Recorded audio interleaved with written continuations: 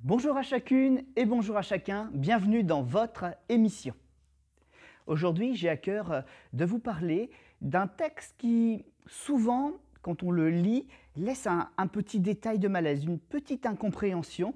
Et j'aimerais vous proposer aujourd'hui juste un petit plus dans l'interprétation que chacune et chacun pouvons en avoir. Il s'agit de ce texte de 2 Rois, chapitre 4. Et comme vous le savez très certainement, c'est un très beau texte qui parle de l'accueil d'un homme de Dieu, le prophète Élisée, par une femme et par son époux. Et régulièrement, quand l'homme de Dieu passe par là, cette femme reconnaît la qualité de cet homme, sa prière, sa profondeur.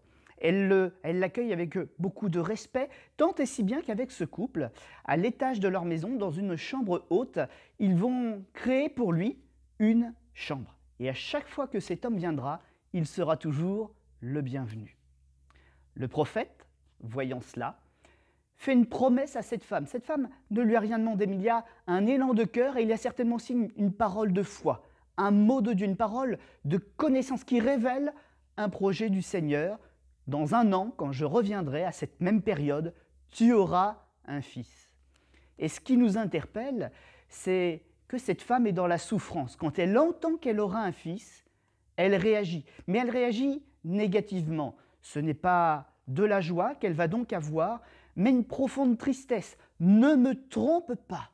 Ne me trompe pas, c'est le cri de détresse. Et souvent nous interprétons, elle n'a jamais pu avoir d'enfant. Le texte nous dit que, oui, on le sait, son mari est âgé, mais est-ce vraiment le problème de la stérilité ?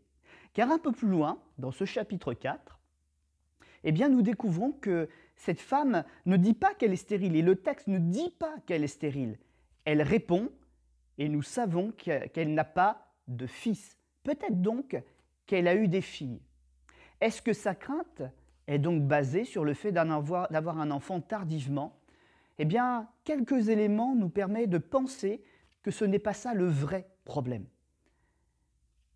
Un élément, encore une fois, qui nous perturbe et qui pourra prendre un autre sens dans cette interprétation que je vous propose, c'est la réaction du mari, quelques années plus tard, quand l'enfant a commencé à grandir.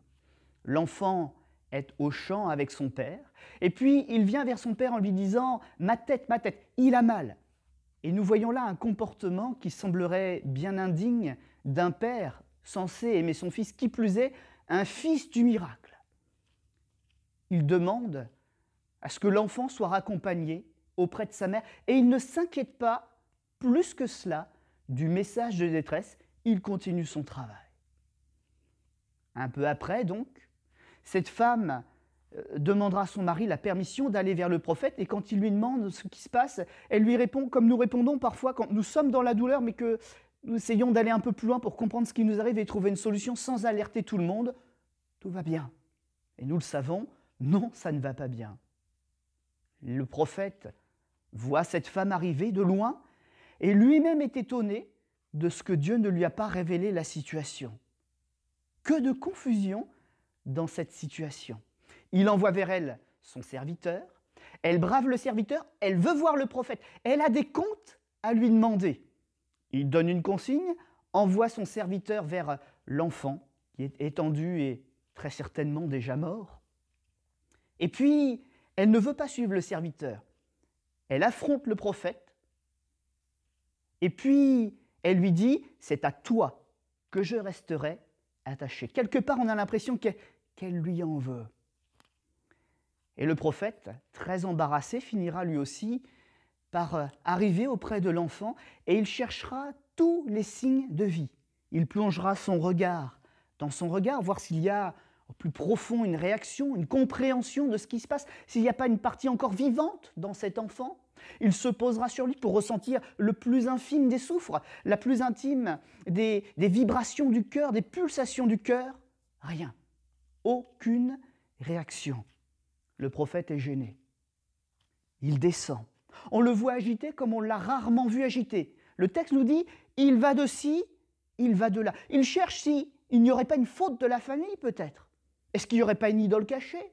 Un péché qui serait entré dans la maison un peu plus tard, qui aurait attiré la colère de Dieu, qui aurait repris le don?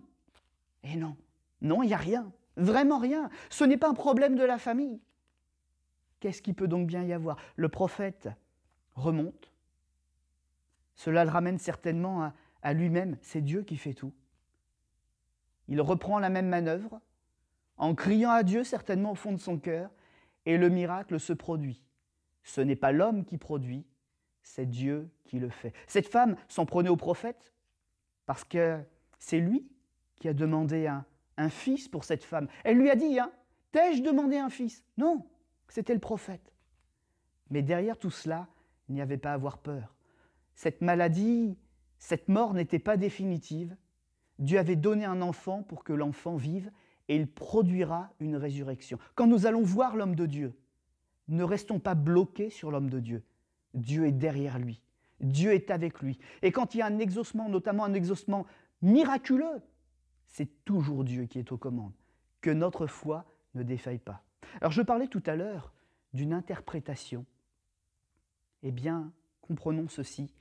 Cette femme n'avait pas peur d'avoir des enfants. Peut-être qu'elle en avait déjà eu, mais qu'il n'avait pas vécu. Et que cette promesse d'avoir un fils l'a ramenée à ce qu'elle portait en elle, cette mort ou cette incapacité de transmettre une vie saine, une maladie peut-être génétique, transmissible. Elle ne dit pas si elle a eu des filles, mais elle dit qu'elle n'a pas eu de fils. Peut-être donc qu'elle a eu des enfants, des filles, et qui n'ont pas survécu ou qui sont dans des états extrêmement graves. Et la réaction du père s'explique aussi du coup, puisque si cet enfant a été malade, s'il portait les mêmes symptômes que les autres enfants qu'ils avaient déjà eus. Le père n'avait pas entendu pour la première fois ce jour-là « ma tête, j'ai mal, j'ai mal ».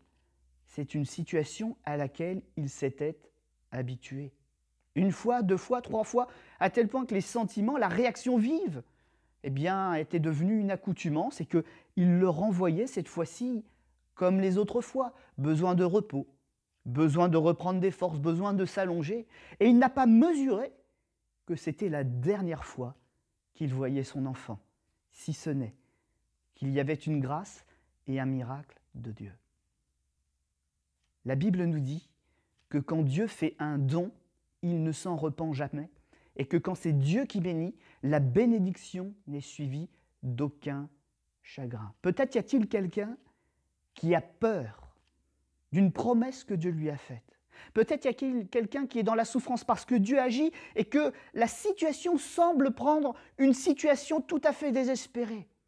Ton Dieu a commencé une œuvre et il l'achèvera. Ce n'est pas ma promesse, ce n'est pas l'homme de Dieu qu'il faut voir ou entendre, mais c'est Dieu qui parle au travers de lui. L'homme est le canal que Dieu a choisi, mais la parole s'accomplit toujours, car elle est la parole du Tout-Puissant qui nous sonde, nous connaît et agit pour nous bénir. Que cette parole soit prise avec foi, parce que vous avez choisi de l'entendre, parce que Dieu a fait écho dans votre cœur quand vous l'avez écoutée. Recevez-la avec joie, que le Seigneur vous bénisse. Si cette vidéo vous a plu, si elle vous a peut-être aussi aidé, si peut-être elle a été une réponse de Dieu et un accomplissement, n'hésitez pas à mettre un petit like pour nous encourager, nous soutenir, et n'hésitez pas non plus à partager cette vidéo pour qu'elle bénisse encore d'autres personnes et qu'elle fasse connaître la bonté de Dieu.